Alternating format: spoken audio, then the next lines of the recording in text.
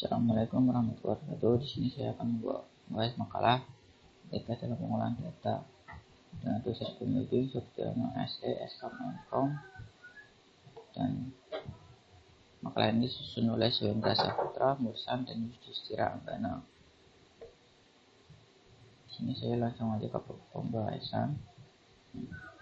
Pembahasan pengertian etika.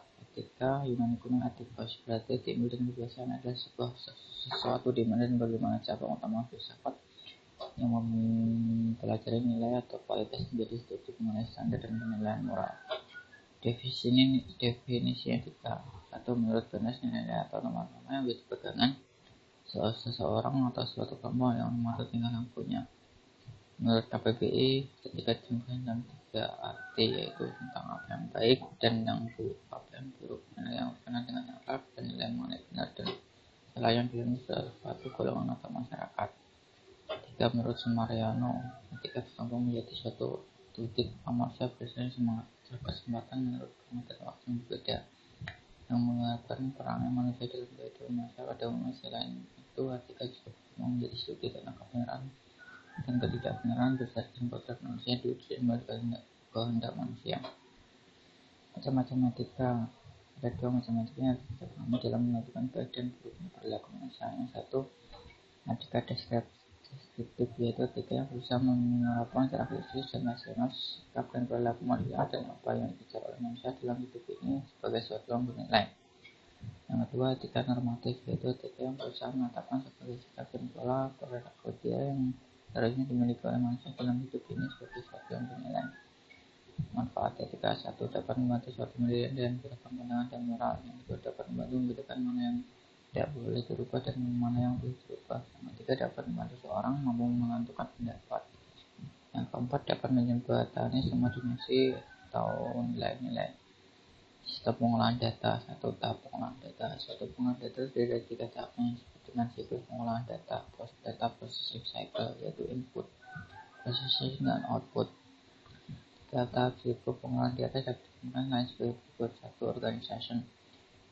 Proses pengumpulan data yang biasanya merupakan proses pencatatan dan recording data dan dokumen dasar.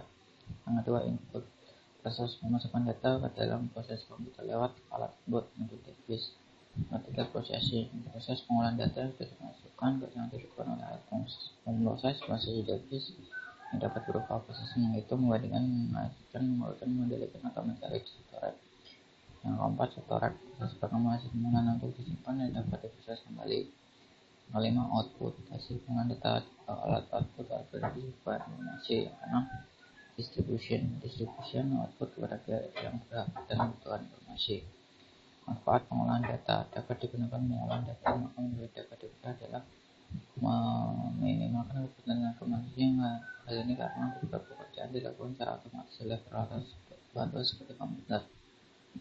Keuntungan lain adalah kemampuan komputer untuk memproses data lebih besar, kalkulator yang lebih besar, pendapatan lebih besar, fasilitas pengendalian otomatis dan pengolahan secara cepat. Yang kedua, dari fungsi pengolahan data. Fungsi data adalah mengambil informasi atau data dan darinya menghasilkan informasi dalam bentuk yang benar atau hasil. Fungsi dasar pengolahan data: mengambil program dan data, masukkan atau input. 2. Menyimpan program data serta menyediakan pengolahan etika, menjalankan proses aritmatika dan logika agar data disimpan. Yang kedua, menghasil dan hasil akhir pengolahan.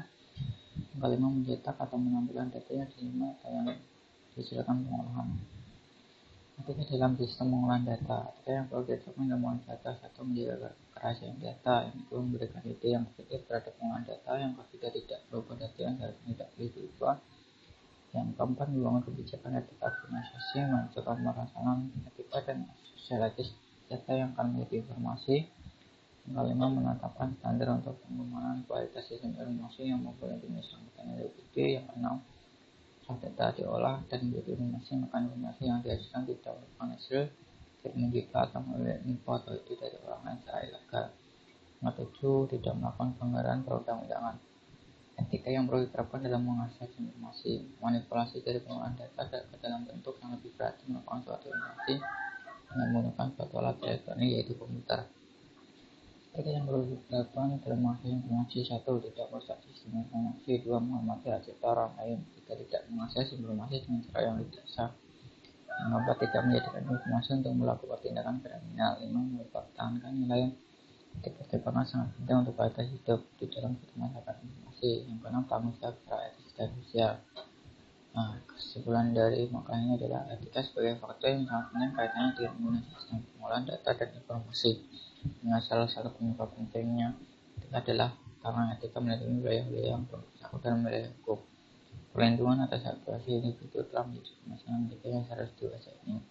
Maka dari itu, hanya kita sendiri yang menyadari bahwa apakah yang kita lakukan itu baik atau buruk, semua tergantung bagaimana kita menyikapinya.